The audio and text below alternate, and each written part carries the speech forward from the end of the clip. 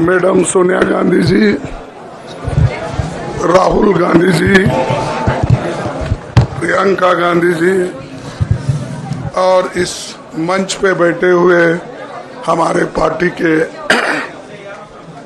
सभी नेतागण, आज जो देश में चुनाव के रिजल्ट आए हैं, ये मैं तो पहले कहूंगा, ये जो रिजल्ट है जनता की रिजल्ट है और ये जनता की जीत है और लोकतंत्र की जीत है। हम पहले से यही कह रहे थे कि ये लड़ाई हमारी मोदी वर्सेस जनता है, लोग हैं। तो 18वीं लोकसभा के चुनाव में हम विनम्रता से जनमत को स्वीकार करते हैं।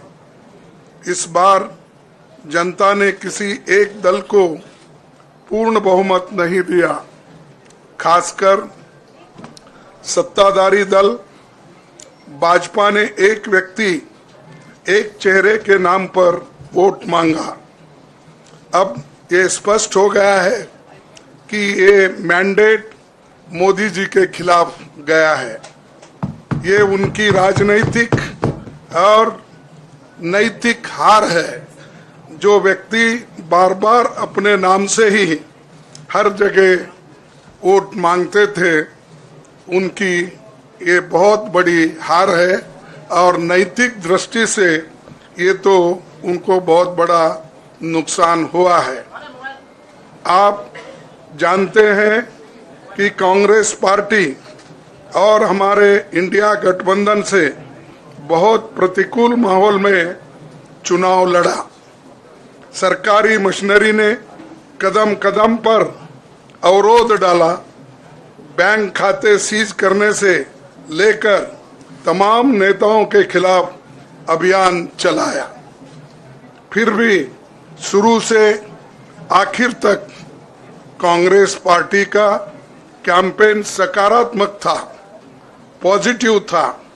हमने महंगाई, बेरोजगारी, किसानों और मजदूरों की बदहाली और संविधान संस्थाओं का दुरुपयोग जैसे विषयों को केंद्रीय मुद्दा बनाकर हम जनता के सामने गए थे। इन मुद्दों पर बड़ी संख्या में लोग हमसे जुड़े, हमारा समर्थन किया। प्रधानमंत्री ने जिस तरह का कैंपेन किया वो इतिहास में लंबे समय तक याद रखा जाएगा। कांग्रेस के घोषणा पत्र के बारे में मोदी जी ने जो झूठ फैलाया, जनता ने उसे समझ लिया। मैं इस मौके पर कहना चाहूंगा कि श्री राहुल गांधी जी की दोनों यात्राएं, भारत जोड़ो यात्रा और भारत जोड़ो न्याय यात्रा के दौरान लाखों करोड़ों लोगों को मिलना, लोगों की समस्याओं को सुनना और आगे चलकर उन समस्याओं का हल ढूंढना हमारे कैंपेन का आधार बना। हमने इसी को 5 न्याय और 25 गारंटी का नाम दिया और इसी के आधार पर हमने गारंटी कार्ड बनाया। हमारे कार्यकर्ता उसे लेकर घर घर पहुंचे और लोगों को संपर्क करे। इसके अलावा जो एक महत्वपूर्ण बात है वो भाजपा नेतृत्व की अहंकार की वजह से हुई। उन्होंने धीरे धीरे सारे संवैधानिक संस्थाओं के ऊपर गैर कानूनी तरीके से कब्जा करने की कोशिश की। फिर इनका उपयोग विरोधी दल के खिलाफ करने लगे।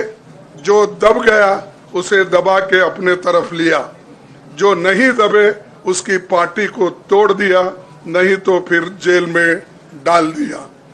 लोगों को ये विश्वास हो गया था कि मोदी जी को एक मौका और मिला तो अगला हमला संविधान पर सीधा होगा और लोकतंत्र पर होगा। इसीलिए लोगों को इसके प्रमाण नए संसद सत्र के साथ ही दिखेंगे। खुशी इस बात की है कि भाजपा इस षड्यंत्र में अब सफल नहीं हो पाएगी। मैं इस अवसर पर सीपीपी चेयरपर्सन श्रीमती सोनिया गांधी जी, हमारे लोकप्रिय नेता राहुल गांधी जी, प्रियंका गांधी जी का विशेष मैं धन्यवाद करना चाहता हूं।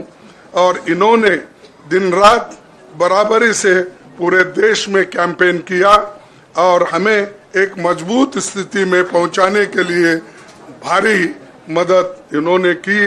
और मैं ये कहूँगा कि इनके वजह से हमको बहुत बड़ा प्रोत्साहन देश में मिला और आज ये स्थिति जो बनी है उनके वजह से बनी। और हमारे करोड़ों कार्यकर्ता जो है देश में, उन्होंने भी हमारा साथ दिया। इसीलिए मैं बहुत बहुत उनको धन्यवाद देता हूं। आखिर मैं इंडिया गठबंधन के अपने सभी साथियों और शुभचिंतकों का धन्यवाद करता हूं। सभी एक साथ मिलकर एक स्वर में रहे, सभी ने मिलकर प्रचार किया और एक दूसरे की मदद की। हमारे हजारों लाखों कार्यकर्ताओं ने अच्छे तालमेल के साथ काम किया। आप सभी का धन्यवाद। अभी हमारी लड़ाई अंजाम तक नहीं पहुंची है।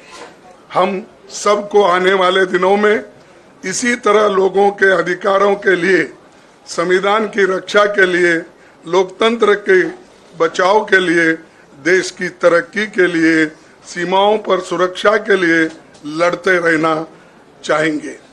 हमें सुनिश्चित करना होगा कि संसद सुचारू रूप से चले, विपक्ष के मुद्दों को प्राथमिकता मिले, संसद में उन पर बहस हो। आने वाले दिन महत्वपूर्ण होंगे। हम आपसे बात करेंगे जब कभी भी मौका मिले।